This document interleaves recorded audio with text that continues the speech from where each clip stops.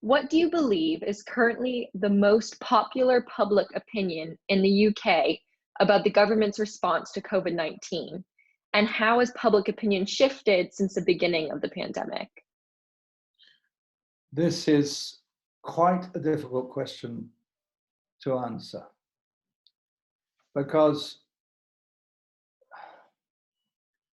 where to begin? I'll keep it simple because I could make it incredibly complicated, which is not what you want and not what I should really be saying.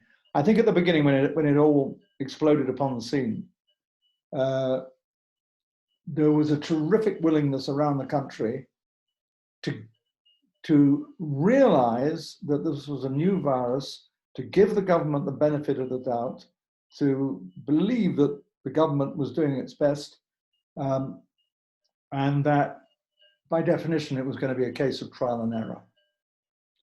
And one of the things that the government did very, very early on to kind of reinforce this position, both for substantive reasons and for public relations reasons, was, as I said earlier on in answer to the question at the beginning, was to keep very close to the science.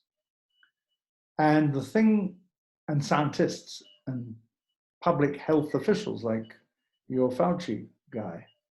And that lasted for quite a long time. And the thing that had a huge effect over in Britain was TV footage of what was happening in northern Italy. Because we knew that northern Italy is the most prosperous area of the country, and that their health service up there compared with Sicily or Calabria was pretty sophisticated and well run. And the pictures of the hospitals in places like Bergamo and in the small towns around Milan being physically overwhelmed by patients so that they were all being piled up in corridors and goodness knows. I think that had the most profound effect upon us. And we made enormous efforts to ensure that hospitals were not going to be overrun. And we built all these new hospitals called Nightingale hospitals in record time. But it actually wasn't the nature of the threat. And little by little, I think the public became more skeptical about what the government was doing because there were clear shortages of equipment. The tracking and tracing system didn't work as well as it could. And then because we were so anxious about hospitals being overwhelmed, as in Italy, we got as many old people out of the hospitals and into care homes as possible, as fast as possible, without ever testing them for COVID-19. And I'm afraid to say that was a huge mistake.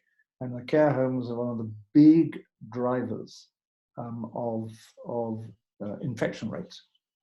And so I would say now that opinion is quite divided about whether Boris has done well or not done well. His popularity soared to enormous heights at the beginning of the epidemic, the pandemic, as in many other countries. The early reaction was to rally to the leader.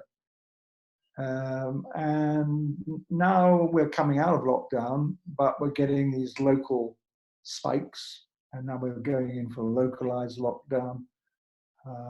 And people are getting tired of it all, so this sort of lowers morale and makes people grumpy with the government. But I would say that if we get through the summer in reasonable shape, it could be that by the end of the year, the government will be seen to have done well, because there are two sides, the two huge sides. There's the medical side and there's the economic side. And the two things are in conflict, to be perfectly honest with you.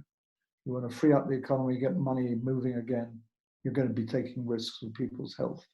So the jury is out whether the British government has got that balance right. But we learned from the French learned from us, we learned from the Spaniards. Nobody's counting mortality in the same way. The statistical comparisons between different countries make us come out really badly. But we've only just recently discovered that the organization that's supposed to count deaths has attributed to COVID-19 any death from anyone who has ever tested positive, which includes those killed in the street in traffic accidents or who drop dead with heart failure. So nobody really knows what the real mortality. I've now lost track. I've now been rambling so long. I've lost track of your original question. But I mean, this is tough, and the one thing I would hope to see in almost every country is a bit of humanity and a bit of humility about the difficulty of treating an unknown virus, and by definition, the approach being having to be trial and error, and there's a lot of people get killed along the way.